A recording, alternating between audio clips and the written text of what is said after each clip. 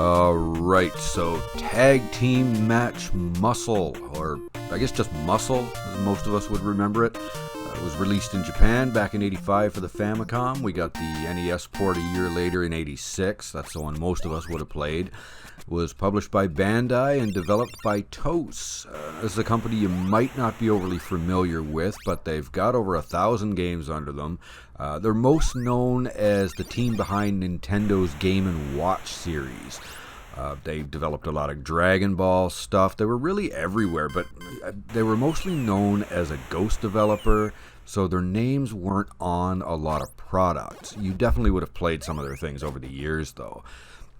Now, this game was based on the Kinnikuman manga and anime series, which also found its way stateside as Ultimate Muscle, and featured the main character, Kinnikuman, or Muscle Man in the North American version, as a bumbling superhero type character, and he would enter wrestling tournaments around the world with a wide variety of colorful superheroes and villains.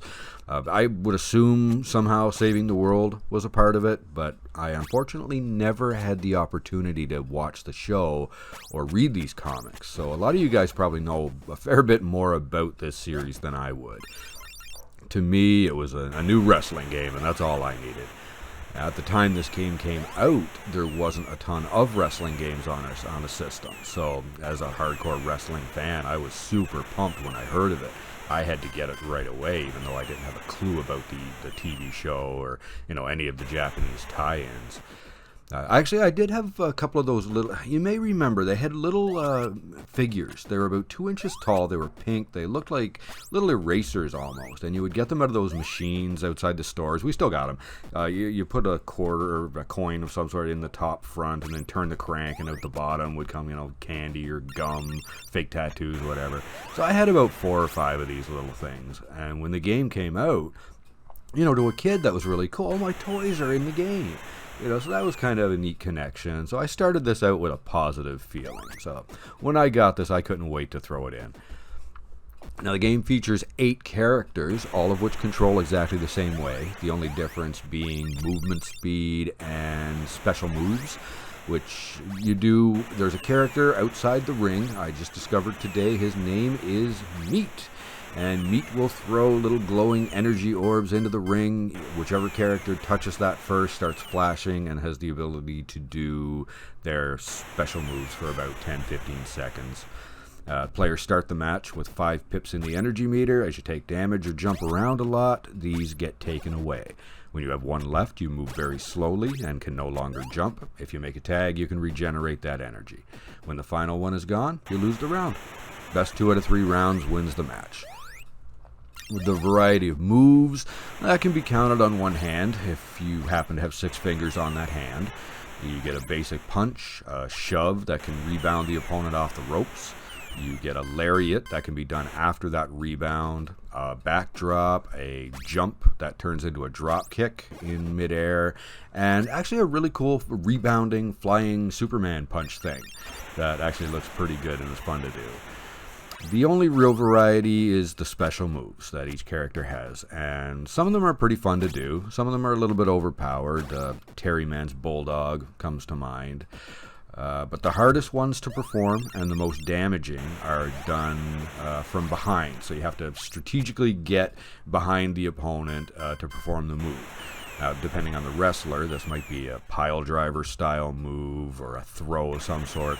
These do about 2.5 energy damage and are really satisfying to pull off just because of the difficulty involved. And then we have specials that fly across the screen and damage the opponent. They're much, much easier to hit, and they do almost as much damage as the grapple style ones. In particular, I like Wars Man. He busts out Wolverine style claws and just jets across the ring like Superman with them. And there's one guy who has a projectile attack, and that does like 1 point of damage, but once the first one connects, you can follow it up pretty much, and you can get 3 or 4. The opponent can't block them at all. Speaking of Wars Man, that is about as good as the names get. They range from him to Terry Bull, also known as Buffalo Man in Japan, to some yeah, it's up to you who got the worst end of that stick. Some of the names might be considered offensive today. We had the Asian fighter Ramen Man and the Native American superstar Geronimo. He was actually unique to the North American version of the game. The Japanese got Brocken Jr., a military-style character with a special attack called, and I cannot make this up if I tried, the Nazi gas attack. Yes, you did hear that right.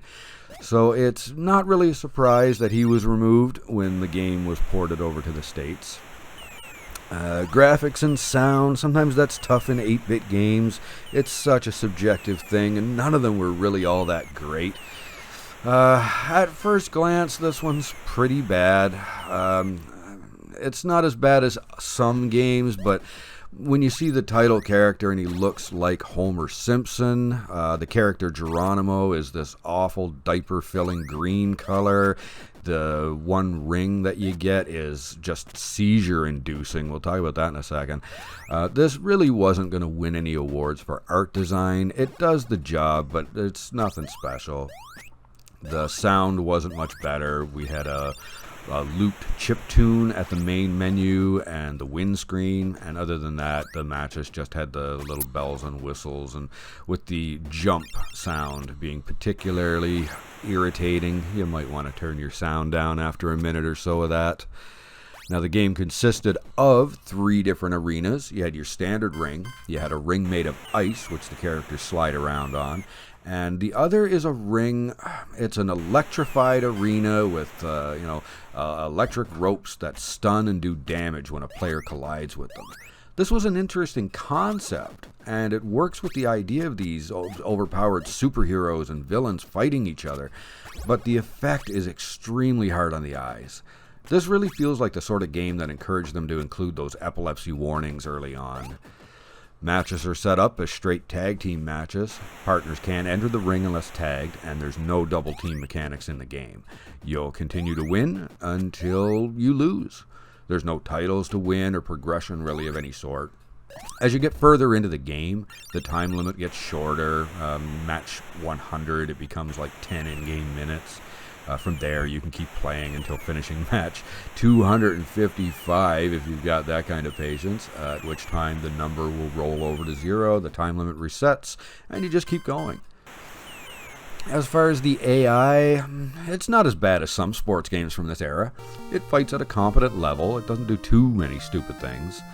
You can abuse it a bit with repeated backdrops, and it doesn't recognize that the electrified ropes are a threat, so it'll just jump into there all the time. But otherwise, it's okay.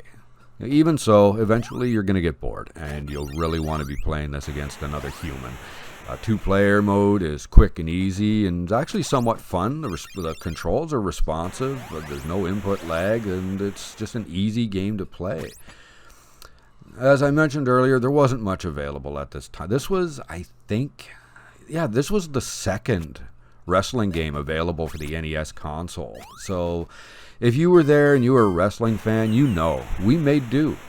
And this one, well, it could have been way worse. We're going to look at other games that were way, way worse. But it wasn't too long, I think only maybe 2 weeks after this game came out, that we got Pro Wrestling for the NES came out. So that took the crown as the best for quite a while after. To this day, the main debate about what the best wrestling game on the console was is always down to Pro Wrestling or Tecmo World Wrestling. Tag Team Match M.U.S.C.L.E certainly doesn't belong in the same conversation as those two. It was definitely in the shallow end of the game pool, but I liked it better than things like the original Tag Team Wrestling and the first WrestleMania game. It wasn't complicated.